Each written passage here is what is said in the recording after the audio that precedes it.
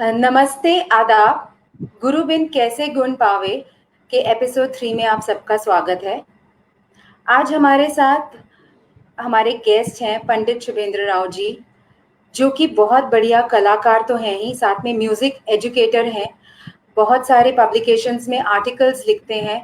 गुरु शिष्य परंपरा के ऊपर भी इन्होंने बहुत अच्छा लिखा है और एक ट्रस्ट चला रहे हैं जिसमें बहुत सारे बच्चों को इन्होंने एजुकेशन दिया है, म्यूजिक एजुकेशन। कम से कम 15,000 से 20,000 बच्चों को ये ऑलरेडी एजुकेट कर चुके हैं और इनका काम अभी भी जारी है और बहुत आगे, बहुत एम्बिशियस हैं। एंड आई एम श्योर कि बहुत अच्छा काम ये आगे और भी करेंगे with the capabilities and capacities he has. So welcome to our show Pandit thank you Shubhendra. Jasdeep, thank you Jasdeep, बहुत बहुत अच्छा लग रहा है आप उनके साथ। And to moderate this show, we have with us साहिल बांगे जी, जो कि एग्जीक्यूटिव मेंबर हैं किराना घराना म्यूजिक फाउंडेशन के, और उनका एक वेंचर है जिससे वो ओरिजिनल इंडिपेंडेंट आर्टिस्ट को प्रमोट करते हैं। साहिल जी, आपका इस शो में स्वागत है। नमस्कार जसदीप जी एंड पंडित जी, आपका भी बहुत बहुत स्वागत है इस शो में। थैंक मैं यू बहुत सर। सौभाग्य महसूस कर रहा हूँ आपसे बात करने के लिए इस समय। नहीं, बहुत अच्छा लग रहा है हमको भी, क्योंकि जहाँ कला प्रेमी हैं और कलाकार लोग हैं, बस एक जुड़ जाते हैं नेचुरली। जी जी, सिलसिला शुरू किया जाए आज का। बस बिल्कुल। तो पंडित जी, सबसे पहला सवाल तो हम हमारे दर्शक भी और मैं भी ये जानना चाहूँगा कि हिंदुस्तानी शास्त्रीय संगीत की आपकी जर्नी किस तरीके से शुरू हुई और आपने किस तरीके से उसको महसूस किया इतने सालों में। साहिल, मेरे लिए तो एक मैं क्या बोलूँ, ये शायद डेस्टिनी ही था। डेस्टिनी तो था ही, और मेरे जन्म से पहले ये सब लिखा हुआ था, क्योंकि मेरे गुरु बचपन से रहे पंडित रविशंकर जी, जो भारत रत्न तो है ही, मैं विश्व रत्न मानता हूँ। और सबसे मेरे लिए सौभाग्य की बात ये रहा कि मेरे पिताजी वो स्वयं पंडित रविशंकर जी के शागिर्द थे, और वो भी हमारे पैदा होने से बहुत साल पहले से 1948 1949, जब हमारे गुरुजी का उम्र, उस time he was an upcoming young 28-year-old sitar player, not the Pandit Ravi Shankar ji that the whole world knows. He was an upcoming musician himself. तो उस ज़माने, और मैं वैसे I am originally from Bangalore, तो बैंगलोर साउथ इंडिया कर्नाटका, जहाँ पे उस ज़माने कोई हिंदुस्तानी का म्यूज़िक बहुत कम था, बहुत ही ज़्यादा कम, क्योंकि that was the time when India, हमारे हिंदुस्तान का भी वी गॉट आवर इंडिपेंडेंस, सब कुछ पूरा एक नया वेव आ रहा था, एक नया सिलसिला चल रहा था। And but at the same time south में कर्नाटिक म्यूजिक का इतना, उसका एक there such a strong hold. तो my father was the first south Indian to learn sitar, was the first south Indian to उसको फिर जाके वो गुरुजी से, वो उनका एक अलग ही किस्सा है। It's a beautiful story of how he, गुरु कैसे उनको मिला और गुरु से क्या सीखे। और सबसे बड़ी बात है कि जैसे म्यूज़िक सर्कल्स में पुराने लोग, चाहे वो शिव जी हो, हरि जी हो, जाकिर जी हो, सब लोग उनको क्या बोलते हैं कि राम भक्त हनुमान, रवि भक्त राव। तो पिताजी का नाम NR रामाराव, तो पूरा म्यूज़िक सर्कल में उनको राव से ही जाना जाता है। तो राम भक्त हनुमान, रवि भक्त राव। गुरु मतलब हमारे घर में गुरु का सबसे बड़ा दर्जा। तो और पिताजी 1950 से लेके 1956 तक वो दिल्ली में रहे, और दिल्ली में रहे क्या, मतलब वो गुरुजी के साथ ही रहते थे, पास में ही रहते थे। और उस ज़माने में गुरुजी हुए तो अन्नपूर्णा जी हुए, तो अली अकबर खान साहब हुए, बाबा अलाउद्दीन खान साहब हुए, जितने भी लोग बहुत करीब थे। और सबसे बड़ी बात ये भी रहा कि गुरुजी और अन्नपूर्णा जी के सुपुत्र, जिनका नाम था शुभेंद्र शंकर, तो शुभो दादा को भी बचपन से वो काफ़ी देखभाल करते थे, काफ़ी खेलते थे उनके साथ। तो मेरा नाम भी रख दिए शुभेंद्र उनको लेके। तो इसलिए मैं ये बोल रहा हूँ कि मेरा मतलब my destiny was sitar, my destiny was my गुरु पंडित रविशंकर जी। और कोई मतलब और तो कुछ था ही नहीं मेरे लाइफ में बचपन से। तो अगर था तो हमारे घर साउथ इंडिया में ऑफ कोर्स एक पूजा रूम अलग से हम लोग बचपन से ही रखते ही है। और वहाँ पे शंकराचार्य जी का फोटो था, और हमारे जो कुल देवता दत्तात्रेय का एक बड़ा सा ये, और हमारे गुरुजी पंडित रविशंकर जी का, तीनों का एक ही, तीनों का एक ही। तो बचपन से अगर मेरी if I have to talk about my first memory of my life, तो वो भी गुरुजी के साथ ही जुड़ा हुआ है। क्योंकि जिस घर में माँ भी जो है वो सरस्वती वीणा बजाती है और पिताजी सितार, तो माहौल जो था वो पूरा म्यूजिक का ही रहा।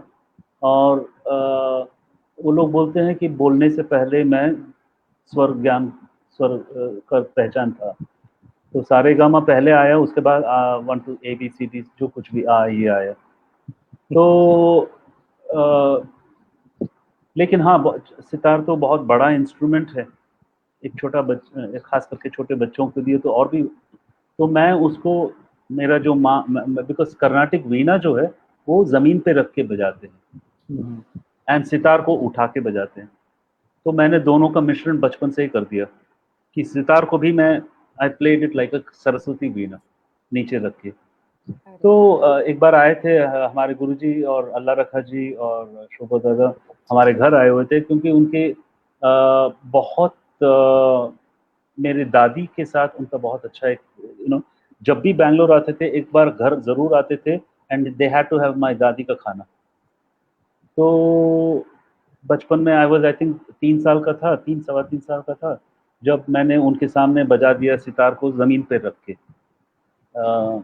तो उस ऑफ कोर्स बच्चे के लिए तो अच्छा ही होता है। तो गुरुजी वाज हैप्पी एंड बोले कि ठीक है, आज से तुम सितार को अपनी जगह पे जैसे रखना चाहिए वो पोजीशन में लेके तुम बैठो। तो बोल के वो हमको सितार कैसे कैसे रखना है वो तब से उनका तालीम शुरू हो गया। वाह, मतलब आपने ये बात सिद्ध कर दी। ऐसे हम लोग बोलते हैं कि गुरु जो है वो भगवान के ही बराबर होता है, और आपने बताया भी। तो ये हमारे दर्शकों को भी ये समझना चाहिए कि गुरु के बिना तो गति हो ही नहीं सकती, तो उसकी जो पद्धति है वो भगवान के बराबर ही है। तो ये हमारे परंपरा है, ये हमारी जो संत कबीर ने क्या बोला, उनका भी तो दोहा वही है कि गुरु गोविंद दोनों खड़े, तो बस गुरु का ही पहले बलहारी गुरु आपके जो गोविंद। बिल्कुल बिल्कुल। तो गुरु का हमारे लाइफ में सबसे बड़ा दर्जा दिया जाता है, और तो बिना गुरु तो कुछ है ही नहीं। जी, बिल्कुल सही कहा आपने। तो जिस तरीके से आपने बताया कि आपके पूजनीय फादर साहब भी म्यूजिक से ही जुड़े हुए थे, और उनको उस टाइम पर पंडित जी का साथ मिला और सब आप लोग आगे बढ़े। तो आपको डिफिकल्टी महसूस हुई स्टार्टिंग में शास्त्रीय संगीत की तरफ बढ़ते हुए, क्योंकि ये बहुत टफ कला है, it's not easy? It's not very difficult either. यही चीज हम लोगों को थोड़ा बदलाव लाना चाहिए कि it's not difficult either. Why do we say it is difficult? संगीत ही है। हाँ, कुछ जो एक्सपोजर मिलता है बचपन से घर के माहौल से वही इजी होता है। मेरे लिए पॉप म्यूजिक बहुत मुश्किल है, क्योंकि मैं बचपन में वो सुना ही नहीं मैं। तो जो है एक घर के माहौल, माँ सब वी ऑलवेज से माँ इज द फर्स्ट गुरु, और घर के जो माहौल है बच्चों को अगर बचपन से हम मेरा फिलॉसफी है a child's education starts 9 months before it is born. Wow, beautiful. तो उस समय से अगर सिर्फ उनको क्लासिकल म्यूजिक अच्छे जो चीज़ है हमारे जो परंपरा है उसको अगर तब से अगर उसको if we keep giving them in the right dose, तो क्लासिकल म्यूजिक मुश्किल सवाल ही नहीं। हाँ, उसके बाद पहले जो 8-9 साल है जब बच्चों को थोड़ा वी कैन स्टिल कंट्रोल, और उस समय उनका पूरा जो लाइफ का जो भी बनता है उसी एज में है, तो अगर बीज अच्छा है तो जो भी पेड़ होगा वो अच्छा ही निकलेगा। तो बीज को हम लोगों को ठीक रखना है, and that is the responsibility of every father, every mother. Very right. तो क्या हम ये कह सकते हैं कि अर्ली एज से शुरू करें तो इट इज मोर बेनिफिशियल? कुछ लोग लेट अपनी एज में जैसे 20 साल 22 साल या उसमें शुरू करते हैं, तो क्या वो मकाम हासिल कर पाते हैं गुरु शिष्य परंपरा में, जो एक स्टूडेंट जो छोटी उम्र से सीख रहा है अपने गुरु से? नहीं नहीं, बिल्कुल, एब्सोल्युटली। देखिए, हम तो ये मानते हैं कि म्यूजिक हो, डांस हो, जो भी कला हो, ये नहीं, it's not only a performing art, it's a way of life. तो एक परफॉर्मिंग आर्ट्स मतलब ये हो गया कि आपको स्टेज पहुंचना ही है, तो वो प्रेशर आ गया। अगर सीखने के समय अगर ये सब ना सोचें और बस जो जिस जिस कला की जो आनंद लेना चाहिए, रियाज करते वक्त, सुनते वक्त, बस वही ज़्यादा फोकस रहे। एंड हाँ, कुछ एक इंस्ट्रूमेंट्स है, जैसे हम लोग बोलते ही है थोड़ा, जो फ्रेटलेस, अगर मान लीजिए अगर इंस्ट्रूमेंट्स की बात किया जाए, नॉट वोकल, और तो थोड़ा जो जैसे वायलिन हुआ या जो फ्रेटलेस सरोद हुआ, वो जितना जल्दी शुरू करे उतना ही अच्छा है। कोई भी चीज़ ऑफ कोर्स बचपन से ही सीखना सबसे अच्छी बात होती है, लेकिन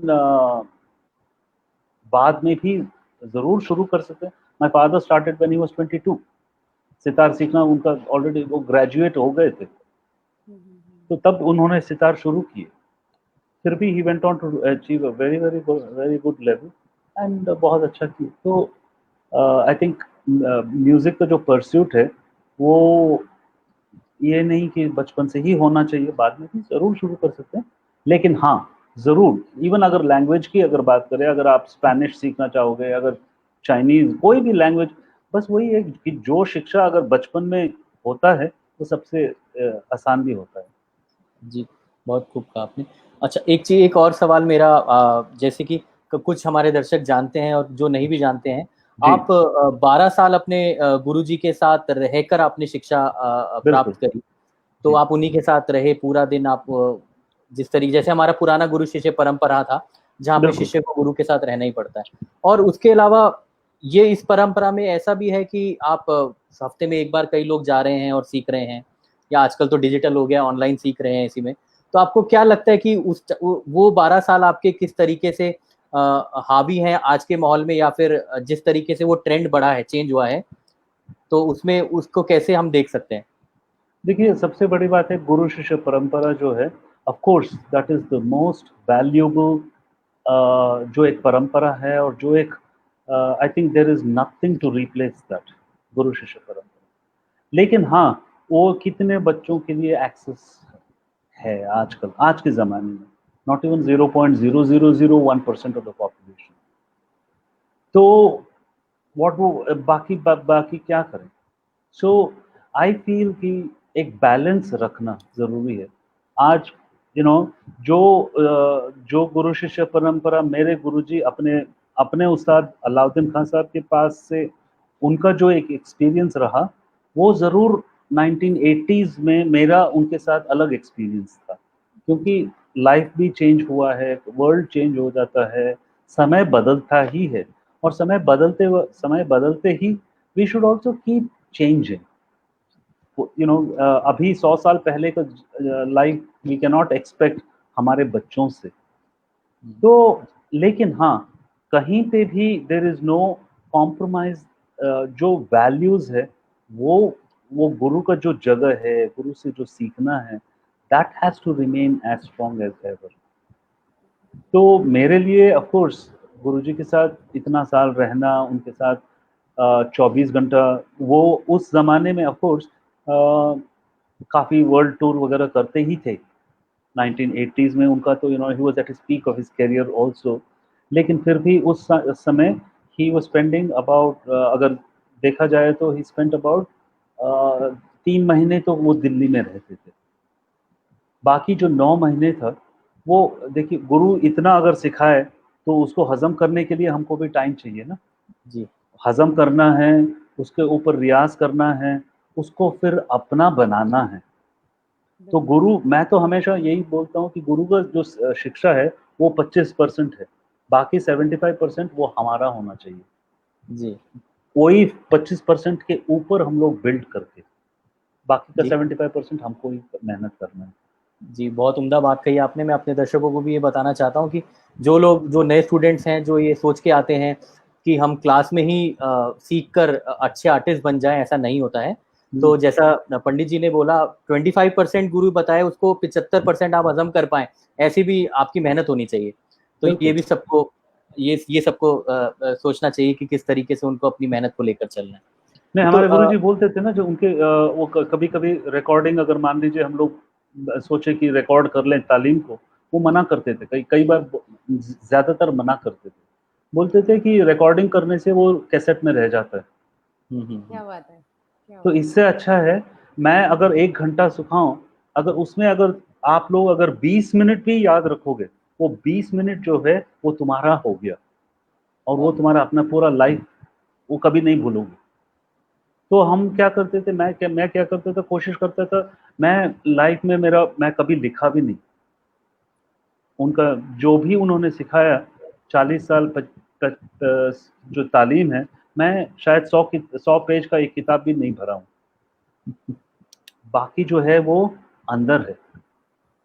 क्या बात है। पंडित जी, हम देखते हैं कि आजकल तो बहुत सारे इंस्टीट्यूट्स वगैरह आ गए हैं म्यूजिक के, और आप जाइए वहाँ एडमिशन लीजिए तो वो एक आपको पर्ची वो थमा देते हैं जिसमें ताने या फिर बहुत सारी सरगम्स वगैरह लिखी होती हैं।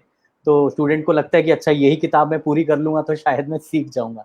सिर्फ तो इतने नहीं, मुझे लगता है कि आजकल के इंस्टीट्यूट्स में अगर हम जाते हैं, ज्यादातर इंस्टीट्यूट्स में जो कि गुरु शिष्य परंपरा से नहीं चल रहे, तो वो लोग क्या करते हैं, उनके गुरु भी वो लेके आते हैं अपने नोट्स, और उसी नोट्स से वो लिखवाते हैं स्टूडेंट्स को, और उसके बाद सिलसिला उनका आगे चलता है।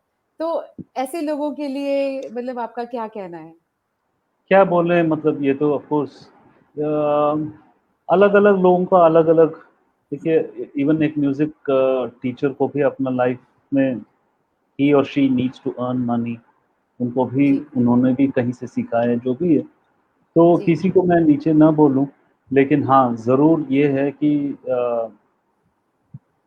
कोई भी अगर इंटरेस्टेड हो, अगर किसी में अगर वो अंदर से वो एक म्यूज़िक सीखने का है, तो गुरु का भी एक उतना ही फ़र्ज़ बनता है कि मैं इस बच्चे को या किसी को भी ऑफ कोर्स कि मार्गदर्शन जो है वो सही देना चाहिए। That's my personal thing. और मैं हमेशा, मेरा अपना भी यही कोशिश रहता है कि चाहे वो मैं कभी, लकीली मेरे गुरुजी इतने सालों का तालीम जो भी उनके साथ रहा, उनके साथ सब किया, एक पैसा उन्होंने हमसे लिया नहीं। एक पैसा किसी एक स्टूडेंट से नहीं लिए हैं, क्योंकि वो अपने अपने अपने गुरु उस्ताद अलाउद्दीन खान साहब से भी उन्होंने वही सीखा। तो अब दूसरी बात है कि मतलब जो गुरु सिखाते हैं, उसका क्या क्या हम क्या वैल्यू दे सकते हैं? जी सही बात कोई है, कोई वैल्यू है ही नहीं उसकी। उसका वैल्यू नहीं है कोई, सही कह रहे हैं। नहीं, बिल्कुल तो बिल्कुल। पैसे या कोई भी चीज़ दे के उसका मतलब, वो गुरुजी बोलते थे कि नहीं बेटा, ये सब सवाल ही नहीं। जी, बहुत खूब। तो आपके हिसाब से प्रोमिनेंट फीचर्स क्या हैं गुरु शिष्य परंपरा के? आप किस तरीके से उसको डिस्क्राइब करना चाहेंगे? हर हर हर समय के साथ काफ़ी कुछ बदलाव तो आता ही है। और आज के ज़माने में हाँ, मैं अगर चाहूँ भी, लेकिन मेरे मेरे घर के अंदर इतना जगह नहीं है कि मैं 5 स्टूडेंट को भी रखूँ, अपना प्राइवेट लाइफ भी मेंटेन करूँ, बच्चे फैमिली के साथ भी, क्योंकि आजकल सभी लोग छोटे-छोटे घर में रहते हैं। जी, उस घर में तो वो जो एक ज़माने का जो एक आश्रम का एक माहौल, या तो एक काम करें गवर्नमेंट या कोई भी, अगर बड़ा सा एक प्रॉपर्टी दे दें दिल्ली से बाहर या बड़े शहर से बाहर, जहाँ पे आश्रम हम बना सकते हैं। तो इच्छा तो है मेरा बहुत ज़्यादा, लेकिन ऑफ कोर्स प्रैक्टिकलिटीज़ थोड़ा मुश्किल है। लेकिन जो भी, अगर अगर मान लीजिए, अगर कोई भी शिष्य घर आ रहे सीखने, शायद चाहे वो हफ्ते में 1 दिन हो, चाहे हफ्ते में 4 दिन हो, वो जो एक रिलेशन जो है गुरु और शिष्य का, मेरा कोशिश यही रहता कि वो सैंक्टिटी जो है वो मेंटेन करे। तो कई कई कई स्टूडेंट्स जो है गुरु को जैसे फ्रेंड ट्रीट करते हैं, ये मैं I don't think that is such a very healthy thing. गुरु एक अपने, मेरे गुरुजी के साथ हम लोग कभी एक, इट्स अ फाइन लाइन, उसको पार नहीं करना चाहिए। मेरे पिताजी इवन व्हेन ही वाज 70 साल के जब थे, even when he was 70 years, उनके गुरुजी का फोन अगर आया, वो कभी बैठ के बात नहीं करते थे, खड़े होके ही बात करते थे, क्या बात उनके गुरु से बात कर रहे हैं। जी तो गुरु is the main person in your life, जो पूरा आपकी विद्या को, पूरा सब कुछ आपको एक इंसान बनाने का, आपकी सोच को क्या अच्छा रखना है, क्या नहीं रखना चाहिए, हर चीज उनसे ही सीखते हैं। जी, बहुत बहुत खूब। जसदीप जी, आप कुछ पूछना चाहती हैं? हाँ, मैं वही, मतलब आपकी बात से यही लगा कि एक ओवरऑल डेवलपमेंट गुरु शिष्य परंपरा में होता है, क्योंकि वो जो रिलेशनशिप है जिसमें आप उनको इतना रिस्पेक्ट देते हैं, इतना मान करते हैं, तो उस रिलेशनशिप में आपको बहुत कुछ सीखने को मिलता है, सिर्फ म्यूजिक के अलावा और भी बहुत कुछ, जो जिंदगी जीने का एक तरीका, जैसे आपने बोला। बिल्कुल। जी। तो इसमें मैं एक और मेरे बात आई है जहन में कि जैसे आपने बहुत सारे फॉरेन स्टूडेंट्स को भी पढ़ाया है और आप इंडियन स्टूडेंट्स को भी पढ़ाते हैं, तो आपको कुछ डिफरेंस लगता है दोनों में? अगर हम गुरु शिष्य परंपरा की बात करें तो किस तरह से उनका बिहेवियर होता है और किस तरह से वो सीखते हैं, और जिस तरह से इंडियन स्टूडेंट सीखते हैं, आपको कुछ डिफरेंस दिखता है इन दोनों नहीं में? नहीं, जरूर देखिए, उनकी कल्चर अलग है और वो बचपन से एक अलग माहौल में बड़े होते हैं। तो लेकिन उसमें हम ये नहीं बोलेंगे कि वो चीज़ खराब है, उनकी जो माहौल है उनके लिए अच्छा है। लेकिन वो लोग जब हमारे, चाहे वो संगीत हो, चाहे कोई भी हमारे कल्चर में, ये भी उनको सिखाना पड़ता है जी। और सिखाना चाहिए भी। किसी किसी को वो नेचुरली आ ही जाता है, ये नहीं कि सीखना है। जैसे जस्ट फॉर एग्जांपल, मैं आई शेयर विथ यू कि my wife, she is from Holland और वो पंडित हरिप्रसाद जी के शागिर्द थे। और काफ़ी गुरुओं से उन्होंने काफ़ी तालीम लिया। तो फर्स्ट टाइम जब she heard Indian music was when she was 19 years old. By that time she was already a cello player. Western classical music का ट्रेडिशन बचपन से ही उन्होंने सीखा था, यूनिवर्सिटी सब कुछ। तो उनका, मैं I always respect this very very much in her, कि जो उनका जो इंडियन म्यूजिक का तालीम पहले दिन जब हुआ, तो चेलो जो इंस्ट्रूमेंट है वो कुर्सी के ऊपर बैठ के बजाया जाता है। तो फर्स्ट लेसन उनका जो इंडियन म्यूजिक का हुआ, वो चेयर में बैठी और गुरु जो है वो नीचे बैठे, बिना बोले उनको ये समझ आ गया जरूर कि ये जो इक्वेशन है ये ठीक नहीं है। क्या बात है। तो second lesson she made sure कि वो जमीन पे बैठे, वही इंस्ट्रूमेंट, लेकिन वो अंदर से वो एक भावना उनको पहले से था। जी। तो ये नहीं कि वो फॉरेनर है बोल के उनको वो बात नहीं है, उनमें भी बहुत सा कल्चर है। हाँ, जिनको अगर नहीं पता है तो गुरु का एक ये बनता है कि उनको सिखाया जाए, उनको 2 बार सिखाया। काफी जो जो वो बाहर कई बार क्या होता है कि प्रोग्राम बजा रहे हैं तो उनका पैर थोड़ा वो सामने रख के बैठते हैं, जो हमारे कल्चर में हम उसको बदतमीजी बोल सकते हैं कि पैर दिखाना।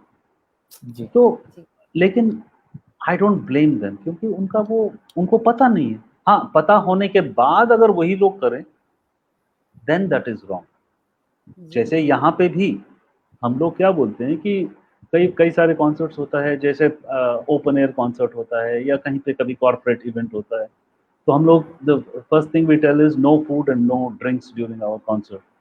फिर भी लोग जाके पीछे पीते हैं, और ये हमारे हमारे बंधु लोग ही हैं, हमारे अपने देश के लोग हैं। जी। जी। तो सभ्यता जो है या ये सब जो तालीम है, ये हर जगह पे अपने अपनी कमी भी है, अपने अपने प्लसेस भी है। जी तो तो म्यूजिक जी जी जी जी जी, जसजीत जी जी। बोलिए। मैंने कहा म्यूजिक के साथ ये भी सिखाना बहुत जरूरी है कि ये परंपरा क्या है और इस मेथडोलॉजी में जब आप आ रहे हैं तो एक डेकोरम कैसे वो मेंटेन किया जाए, चाहे वो बिल्कुल। इंडियंस हैं चाहे वो फॉरेनर्स हैं। मैं बाहर में ना जब बोलते हैं हम लोग कि this is a classical music, हम लोगों को ये नहीं करना चाहिए, तो आई कैन ओनली इमेजिन मेरे गुरुजी का क्या बीता होगा, क्योंकि ही वाज द फर्स्ट। तो मैं एक इंसिडेंट आपको शेयर करूं कि एक बार I was we were going to play in Ireland, और वो भी आयरलैंड में एक बार के अंदर, okay but not inside the bar. वो बार के ऊपर उन लोगों ने एक ऑडिटोरियम छोटा सा बनाए थे, जहाँ पे 50-60 लोग बैठ के म्यूजिक सुन सकते हैं। Of course that is a bar, तो वहाँ तो अल्कोहल तो सर्व होता ही है। तो हम लोग जब ऊपर गए और बजाने से पहले वी अनाउंस्ड कि this music is very sacred music, और हम लोगों का ये होता है कि जब बजाते हैं तो देयर इज नो फूड और ड्रिंक्स। आप यकीन नहीं मानेंगे, जितने लोग थे 60-70 लोग, ऑफ कोर्स उनके हाथ में तो बियर या जो भी था ही, लेकिन the minute we said it, सब लोग नीचे रख। क्या बात है। और नेक्स्ट 2 आवर्स कोई हाथ नहीं लगाए, कोई कुछ नहीं। तो दैट इज, वो जो एक रेस्पेक्ट है, I think that is the main thing जो हम लोगों को सीखना चाहिए और सिखाना चाहिए। बिल्कुल मुझे थोड़ा सा ये भी लगता है कि गुरु शिष्य परंपरा हमारे यहाँ पर जैसे स्कूल्स में भी इतना नहीं उसका इंट्रोडक्शन देते अर्ली एज से, कि जी। मॉडर्न एजुकेशन तो है ही है, but at least the student should know कि ये परंपरा के फीचर्स क्या हैं, किस तरीके से है और किस तरीके से इसमें व्यवहार करना चाहिए। मेरे ख्याल से ये भी बच्चों को एलिमेंट्री स्कूल्स में सिखाना चाहिए, ये मेरा मानना है। हम कर ही रहे हैं, वही चीज़ कर रहे हैं हम जो आप बता रहे हो। अभी बिफोर वी स्टार्टेड जसदीप से यही बात हो रहा था कि हम लोग, my wife and I, Saskia has written the first ever Indian music curriculum to be taught to children from the age of 2 onwards. तो हम लोग प्ले स्कूल में भी, और दूसरा चीज़ है, और music education, music as a subject. तो जो बच्चे स्कूल, जिस दिन वो लोग स्कूल पहुंचते हैं, वहाँ पे उनको पता होता है कि एक सब्जेक्ट जो है संगीत फॉर ऑल। तो संगीत फॉर ऑल हर बच्चे को पढ़ाया जाता है स्कूल में। So it is very very important. और हम गवर्नमेंट से भी बात कर रहे हैं, और हर अभी already almost 15-20,000 children are being taught Sangeet for all. और उन बच्चों को बहुत, लेकिन जैसे आप पहले भी बोले कि क्लासिकल म्यूजिक डिफिकल्ट है, ये हम इसी चीज़ को हम बच्चों को नहीं बोलते हैं। बच्चों को यही बोलते हैं कि क्लासिकल म्यूजिक इज इजी, और क्लासिकल म्यूजिक इज फन, और क्लासिकल म्यूजिक इज बहुत बहुत अच्छा भी है। तो पहले से अगर उनको डरा दिए कि ये मुश्किल है, या ये आप सितार जो है अगर बजाते रहे तो उंगली कट जाता है, या ये, तो बच्चे वाकई में भाग जाते हैं। तो like you said, her school में म्यूजिक एजुकेशन बहुत ज़रूरी है, और जी। करिकुलम के अंदर म्यूजिक सिखाना चाहिए, not an extra curricular activity. जी। तो पंडित जी, आप एक शिष्य भी रह चुके हैं और अब आप काफी सालों से एक गुरु भी हैं, आप सिखा भी रहे हैं।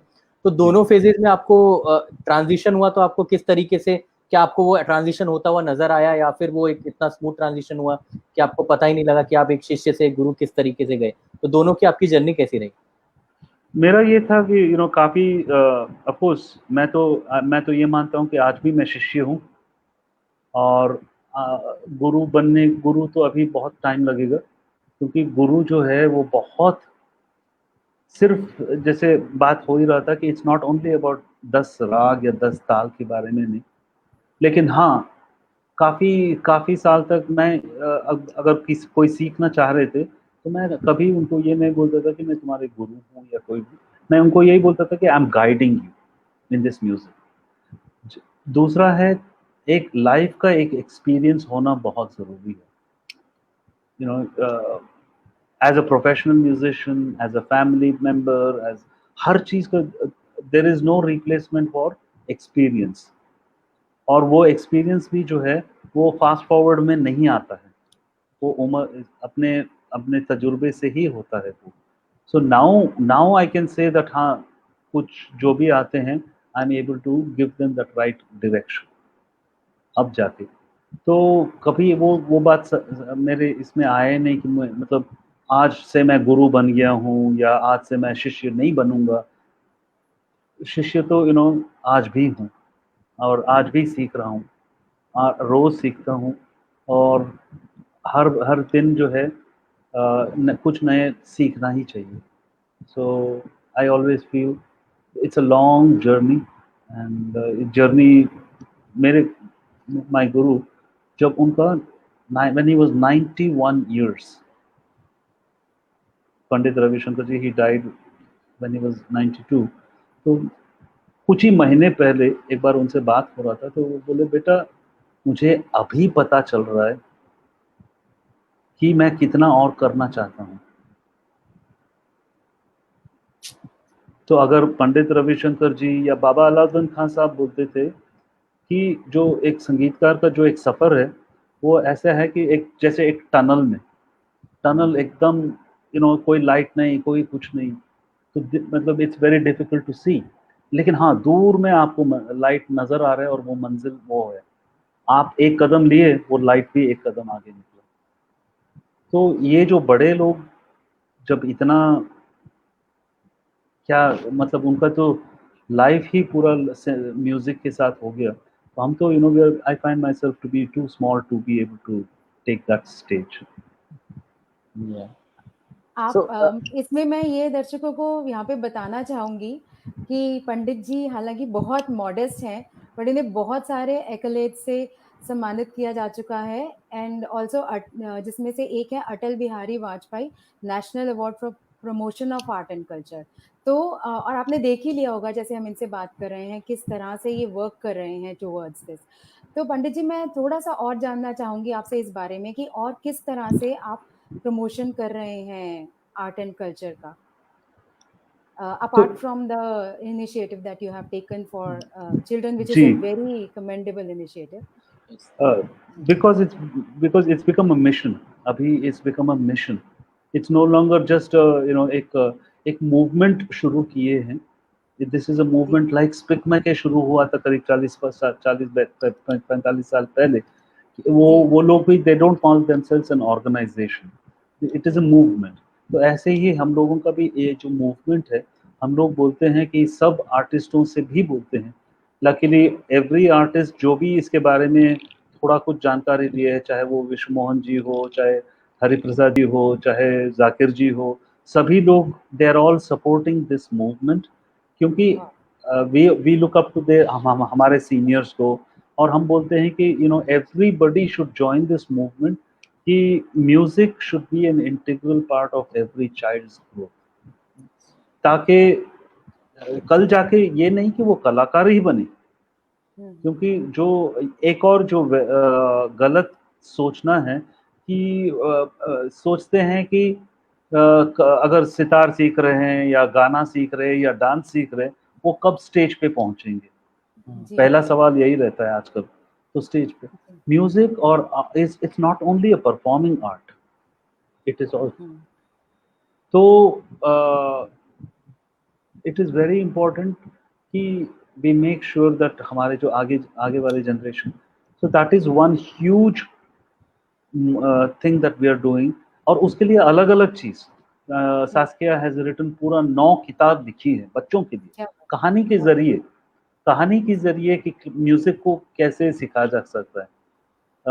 एक किताब, एक फर्स्ट बुक इज़ कॉल्ड ध्वनि, तो सेकंड बुक इज़ कॉल्ड वाद्य, जहाँ पे हम बच्चों को हमारे जो 28 इंस्ट्रूमेंट्स, हमारे जो रुद्रवीणा हुआ, सुरबहार हुआ, मृदंगम हुआ, तो ये सब जो हमारे क्लासिकल जितने भी इंस्ट्रूमेंट्स है, बच्चों को पता होना चाहिए कि कैसे उसका साउंड है, क्या उसका स्ट्रक्चर है। लेकिन अगर आप उसको बच्चों को बोलेंगे, स्ट्रिक्टली बोलेंगे कि आपको अभी 2 घंटा बैठना पड़ेगा, अब बच्चे ऐसे नहीं सीख पाते हैं, बच्चों को खेलते खेलते सिखाना चाहिए। तो ऐसे ही तीसरा बुक है रागा और ताला, जहाँ पे हम बच्चों को भैरव, सारंग, कहानी के जरिए, इट्स अ ब्यूटीफुल स्टोरी, और वो स्टोरी में ही वो लोग बच्चे क्या क्या सीख रहे हैं, they find it very interesting कि ये किताब है। इनफैक्ट ये लॉकडाउन सिचुएशन में हम लोग पूरा एक ऑनलाइन गेमिंग भी शुरू कर दिए, जहाँ पे बच्चे भैरव की आरो अवरो सीख सकते हैं, भैरव या सारंग की जो वादी संवादी है वो सीख सकते हैं, वो कंप्यूटर में या आईपैड में। जी जी जी। तो we should use the modern technology also positively, कि उसको कैसे बच्चों तक, हमारे जो मिशन है क्लासिकल म्यूजिक और वही सिखाना है। तो गुरु शिष्य परंपरा है, इंस्टीट्यूट्स है, और आज के ये लॉकडाउन सिचुएशन में let's use the online medium also. उसको अच्छी तरह से अगर यूज किया जा सकता है तो बच्चे दिल डेफिनेटली लर्न। बहुत बढ़िया सोच है, जिसमें मतलब जी। जो मुझे समझ में आया कि हमें आर्ट कंज्यूमर्स भी चाहिए। ये नहीं बिल्कुल कि सिर्फ आर्टिस्ट हैं, बट हमें आर्ट कंज्यूमर चाहिए, जिसको हम रसिकास बोलते हैं, नाट्य शास्त्र जिनकी बात करता है। कि बिल्कुल अगर रसिकास नहीं है तो सामने जो परफॉर्मेंस है हमारा क्लासिकल म्यूजिक एंड डांस, वो उसको एब्जॉर्ब भी नहीं कर सकते। मतलब उसके लिए आर्ट कंज्यूमर्स होने के लिए भी आपकी ट्रेनिंग होनी बहुत जरूरी है। तो ये बिल्कुल बहुत ही दर्शकों को मैं बताना चाहूंगी कि this is a wonderful initiative for the future, जबकि हमारे बच्चे इस म्यूजिक को समझेंगे, जानेंगे और अप्रिशिएट करेंगे। बिल्कुल। तो जी, अभी आपने इसमें जैसे आपने बात की कि ऑनलाइन सेशंस और कोरोना जी टाइम में जो आजकल हमारा चल रहा है कि जी digital media, artist are force to use this, और मेरे ख्याल से बहुत अच्छा हुआ ये। जिन्होंने कभी सोचा ही नहीं था कि वो डिजिटल जाएंगे, लेकिन आज की डेट में वो क्लासेस ले रहे हैं, ऑनलाइन क्लासेस कर रहे हैं और इस डिजिटल मीडिया को पूरा यूज कर रहे हैं, जिससे वो इंडिया में तो कनेक्ट कर रहे हैं in different cities, but abroad भी कनेक्ट कर पा रहे हैं विद स्टूडेंट्स। लेकिन इस सब में आपको क्या लगता है कि गुरु शिष्य परंपरा कहीं खो जाएगी, या इस तरह का आपको कुछ महसूस होता है? मैं मानता हूँ कि जहाँ जब तक लाइफ इस धरती पे है वहाँ तब तक गुरु का जो जगह है वो रहेगा ही। And we will all work and make sure that वो रहेगा ही। लेकिन ऑनलाइन ऑनलाइन का ऑफकोर्स एक लिमिटेशन ज़रूर है। जी। ये हम लोग ये ना सोच लें कि ऑनलाइन सीख के उस्ताद जाकिर हुसैन या पंडित रविशंकर जी या उस्ताद बिलाल खान नहीं बन सकते। लेकिन हाँ, जहाँ पे कुछ है नहीं, फिलहाल अभी अभी की माहौल बोल रहा हूँ, तो जहाँ पे गुरु के पास जाना या कहीं इंस्टीट्यूट स्कूल में जाना वो है ही नहीं, वो फैसिलिटी ही नहीं है, तो let's use the online medium कि उसके साथ rather than waste time doing nonsense stuff, we can use it to make some good movements, ताकि जब भी ये लॉकडाउन खुलेगा एंड थिंग्स लाइक दैट, बच्चे फिर अपनी जगह पे they will start to learn and appreciate it even more. क्या बात जी। इसी के साथ एक एक सवाल इससे मिलता-जुलता मेरे पास है कि जैसे हम मॉडर्न एजुकेशन सिस्टम तो काफ़ी सालों से फॉलो कर ही रहे हैं और वो इवॉल्व भी हो रहा है। तो ऐसे कौन से फीचर्स हैं, प्रोमिनेंट फीचर्स हैं जो आपके हिसाब से मॉडर्न एजुकेशन से हम गुरु शिष्य परंपरा के में इन्वॉल्व कर सकते हैं? और ऐसे कौन से गुरु शिष्य परंपरा के फीचर्स हैं जो हम मॉडर्न एजुकेशन में अडैप्ट कर सकते हैं? मैं मेरा ये सोच है कि जब जैसे टैगोर ने बोला, टैगोर का जो कहना है कि बच्चों को टिल द एज ऑफ 8 उनको let them not sit inside a classroom and learn, उनको फ्री छोड़ना चाहिए। उनको गंदगी में जाके, गंदा गंदा नहीं, मिट्टी से जाके खेलना चाहिए। उनको एक इन म्यूजिक, उनको फिर dance, experiential learning rather than textbook learning. Text learning वो टेक्स्ट बुक में ही रह जाता है। तो I strongly believe till the age of 7 और 8 that is the best way of learning. उसके बाद क्लासरूम आया, उसके बाद जो टेक्स्ट बुक्स आता है, उसके बाद जो मैथ साइंस वगैरह जो है वो तो आएगा ही, and that is after the age of 8। But तब तक let them experience, let them जितना हो सके म्यूजिक हो, डांस हो, पोएट्री हो, art, drawing, painting, stitching, at the same time उनको जहाँ बाहर जाके खेलना चाहिए, so that there energy, positive energy, so that's वो स्कूल के एनवायरनमेंट के लिए मैं बोल रहा हूँ। लेकिन बाकी जो है, where it comes to what we can learn from guru शिष्य परंपरा या उस चीज़ को, तो गुरुओं को भी थोड़ा ये ज़रूर समझना चाहिए कि आज इट्स 2020 एंड इट्स नॉट 1920। तो एक बच्चे का जो एक एक्सपोजर है बहुत ज़्यादा है, और वो एक्सपोजर इट्स बोथ, मतलब एक पॉजिटिव भी है, एक नेगेटिव भी है। पॉजिटिव ये है कि बच्चों को वो क्यूरियोसिटी ज़्यादा है, तो आज बच्चे थोड़ा सवाल ज़्यादा पूछेंगे क्योंकि उनको थोड़ा ज़्यादा पता है। हम जब बच्चे थे, कहाँ इंटरनेट था, कहाँ टेलीविज़न था, कहाँ ये सब था। तो आज के बच्चे जो है, they are very very very sharp, और उस चीज़ को it is up to us कि उस चीज़ को कैसे हम लोग मोल्ड करके उसको फिर आगे make them into better people. तो ये चीज़ जो है गुरुओं को भी थोड़ा सोचना चाहिए। ये नहीं कि मेरे गुरु ने ऐसे बोला कि उनके गुरु, ऑफ कोर्स परंपरा तो है, बट वो जो 4 गुरु से पहले 3 गुरु, 2 गुरु और आपके गुरु, ज़माना अलग था। और जी। उस ज़माने में और आज के ज़माने में बहुत ज़्यादा फ़र्क आ गया है। तो दोनों को बैलेंस करना, इसको भी रखना और बच्चों को भी समझना, तो वो एक एडजस्टमेंट करना बहुत ज़रूरी है फ्रॉम द गुरुस एंड गुरु शिष्य परंपरा के जो है। और बाकी जो स्कूल जो टेक्नोलॉजी है, technology also let's use it positively rather than negatively. कई बार होता है कि हम लोग कॉन्सर्ट्स में जाते हैं, सामने बैठ के सभी लोग अपने सेल फोन पे बैठे हुए हैं। कुछ आर्टिस्ट भी सेल फोन पे ही रहते हैं। तो ये सब जो है वो थोड़ा दूर रखें। बिल्कुल, बिल्कुल। जहाँ पे म्यूजिक है, जहाँ जब तक है उसी में रहें। उसके बाद एक बार हो गया, फिर आप जाइए, कुछ भी करिए, सेल फोन या इंटरनेट, जो व्हाटएवर यू वांट। जी। तो पंडित जी, इसमें आपको ये लगता है जैसे हिंदुस्तानी शास्त्रीय संगीत पूरे वर्ल्ड में इतना फेमस है और बहुत बड़ी हस्तियां हिंदुस्तान में आके उसको सीख कर गई हैं, बीटल्स से भी आए थे वो भी सीख कर गए हैं, और यहाँ हमारे यहाँ पर भी उसको इतना शायद महत्व नहीं दिया जा रहा कि मॉडर्न एजुकेशन सिस्टम में भी अभी जैसे रिजल्ट भी आते हैं तो सबका ये रहता है कि इसमें कितने नंबर आए, पढ़ाई में क्या ये है, बट म्यूजिक से बोलते हैं तो इट्स जस्ट अ हॉबी। आपको क्या आपका मतलब लोगों का ये रहता है कि कितना कमा सकते हो आप उससे, रादर देन कि वो बच्चे का ये समझे कि उसका झुकाव किस तरफ है। तो आपको क्या लगता है ये सोच मतलब जहाँ जिस देश में ये पैदा हुआ है उस देश में ये लोगों को सिखाना कि इट्स कितना इंपॉर्टेंट है लाइफ में, कितना आपको क्या लगता है कितना मुश्किल है आगे, और क्या ये कर पाएंगे हम लोग? जरूर करेंगे, जरूर करेंगे, आप और हम मिलके ही करेंगे। और जितने जो लोग भी श्रोता है, जो सुन रहे हैं, जो सुनेंगे, सब मिलके ही करेंगे।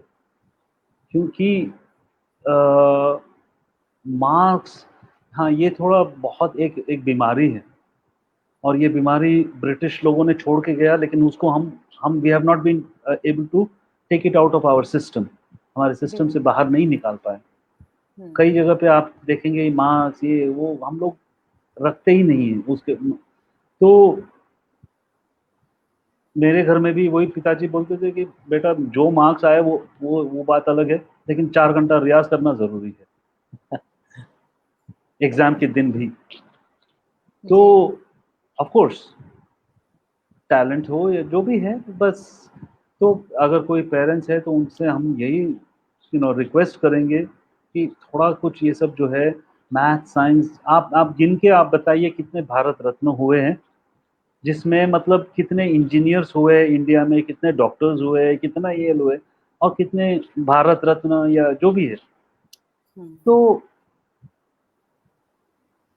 जो म्यूजिक है, जो आर्टिस्ट है, कोई भी, चाहे वो म्यूजिशियन हो, चाहे डांसर हो, चाहे पोएट हो, चाहे कवि, जो कोई भी, एक आर्टिस्ट की जो जो जो देन है, it is so so so underrated. Yes, आज के लाइफ में भी, आज के जो लॉकडाउन सिचुएशन में भी द मेन जो मेंटल जो एक बैलेंस रखने के लिए जो लोगों को काम कर रहे हैं वो है कलाकार लोग। जी, जी, वेरी वही वेल सेड। चीज अगर अगर मान लीजिए आज अगर if we take out music, if we take out dance, if we take out ये सब अगर एक दिन के लिए निकाल दीजिए सबके लाइफ से, इतना बेरसिक हो जाएगा कि मतलब वो खुद फिर तो रस अगर लाइफ में है वो है हमारे कला से। जी, and it is so important कि we learn to respect that. Very well said Pandit जी।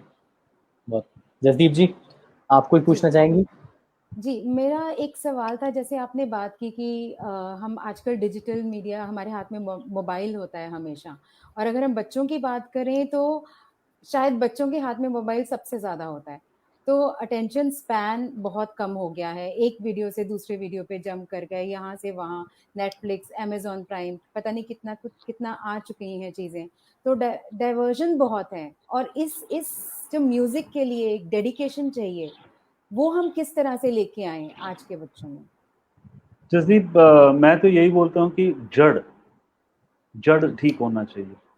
इसका मतलब जी, घर का माहौल ठीक होना चाहिए। जी, जिसके घर में अगर माँ बाप खुद ही 24 घंटा टेलीविजन या नेटफ्लिक्स या टेलीफोन आईफोन या अगर वो खुद अगर उसमें ही पड़े हैं तो बच्चे जो है वही उनको ही देख के सीखते हैं। जी, mother is the first guru, father is the first superman जी, for every child, for every child.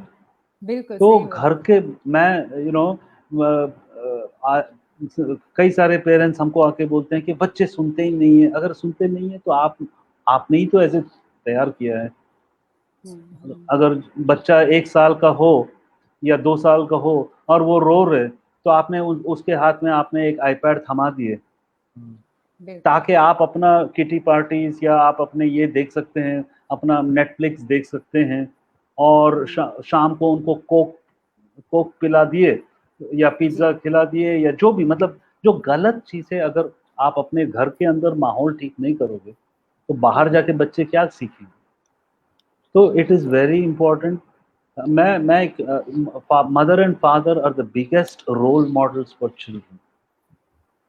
तो एक बहुत अच्छी बात। जिम्मेदारी हमारी है कि हम we become good role models for our children. जी, उसके बाद देखिए, अगर पहले 5 6 7 8 साल जो है, अगर ये अगर अच्छा अगर एक किसी का भी अगर लाइफ में वी मेक श्योर, उसके बाद 10 12 15 साल जो है, जब बच्चे जो है 12 साल के हुए या 15 साल के हुए तो that is a stage of youth.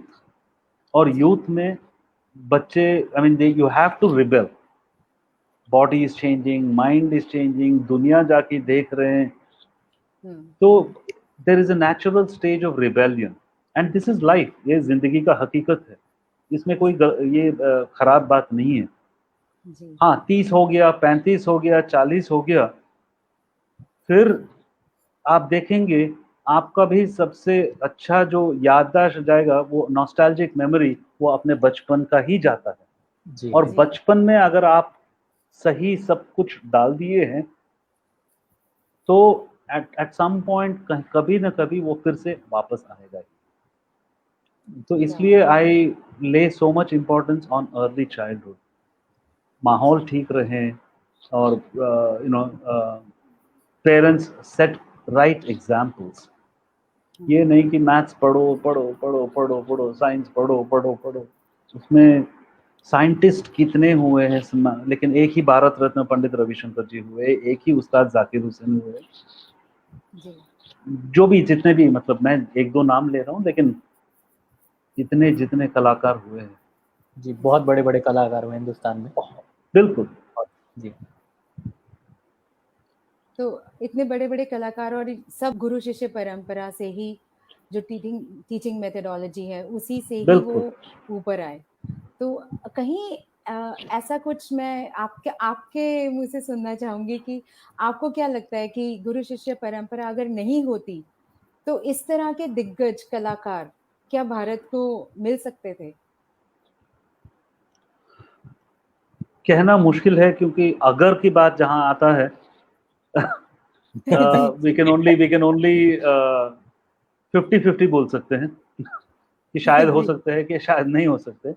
लेकिन हाँ, मैं ज़रूर I am a strong believer ये जो गुरु शिष्य परंपरा की जो है, और rather than इतना बड़ा मॉल्स बनाएं, इतना बड़ा स्कूल्स बनाएं, मैं तो ये बोलूँगा गवर्नमेंट को कि जितना हो आश्रम बनाइए जहाँ पे 20-20 40-40 बच्चे पढ़ सकते हैं एक साथ, एक गुरु हो, 2 गुरु हो।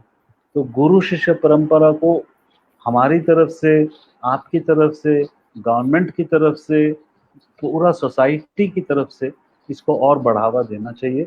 और इसकी जो एक जो गुरुओं का जो एक गुरु भी जो है, even they have their own responsibilities.